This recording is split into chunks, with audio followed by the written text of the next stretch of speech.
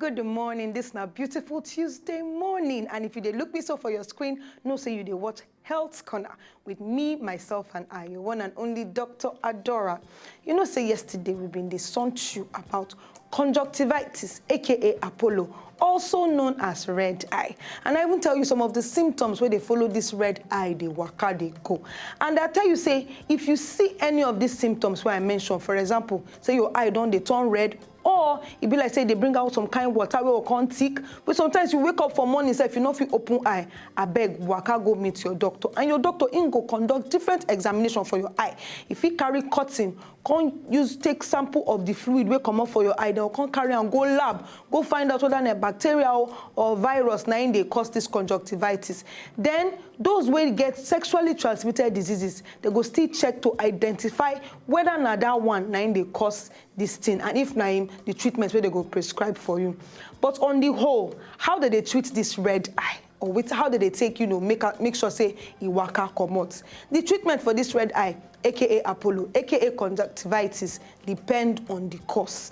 For example, if na bacteria cause am, including those where they related to sexually transmitted diseases, they treat these ones with antibiotics. We go come in the form of eye drops, in the form of ointments or pills where you fit swallow.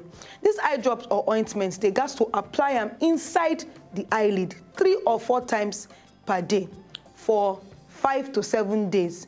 And the pills, they fit take them for many days, depending on how severe the infection is. And this infection, if it improve, it should improve within 1 week. So make you take or use the drug as your doctor tell you, say make you use them. Even when you don't see, say, be like, say, the itching don't stop, the pain don't go. As long as doctor tell you, say, 5 days or 7 days, make sure, say, now the exact thing way he tell you, they do. In case now virus, they cause this, your red eye, aka conjunctivitis. Most of the time, the kind virus where they cause, and now the same virus where they cause normal cold, that now common cold, all this one where they make you, they do achoo. Just as cold fits the running course. You know, say normally when you get this kind cold, by himself, go just stay for some days, then he must go. Now, so this kind red eye too, they do. So, it go usually last from 4 to 7 days. By himself, it go just stay. After some time, it go. This viral conjunctivitis, they fit, and your neighbor fit catch them. You understand what I mean? If you just, as in as 2 of a day like this, if you get them, your neighbor, whether now your husband or your brother or your sister, where they live with you for house, if you catch them, it is very, very contagious. Therefore, make you they avoid contact with people where you get them. And try to wash your hand frequently in case you they live with person where get this conjunctivitis. Then if you they wear contact lens, it good make you throw away any contact where you they wear when you get this red eye and wear glasses. The same thing for makeup.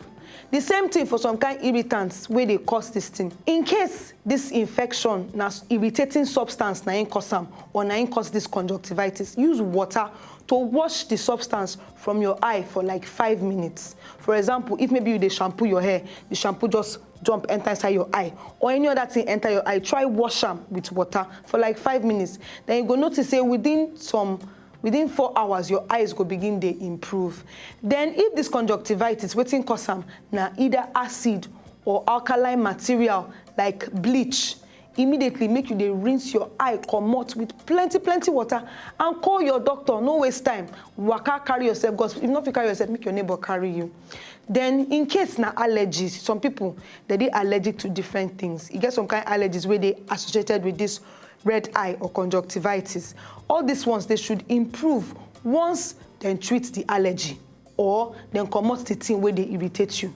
So make you see your doctor if you get any conjunctivitis or red eye where they connected to allergy. Then on your own, what you fit do to relieve the symptoms of this red eye? I beg, I beg you, protect your eyes from dirt or anything where you know say they irritate your eyes. Please, very, very important.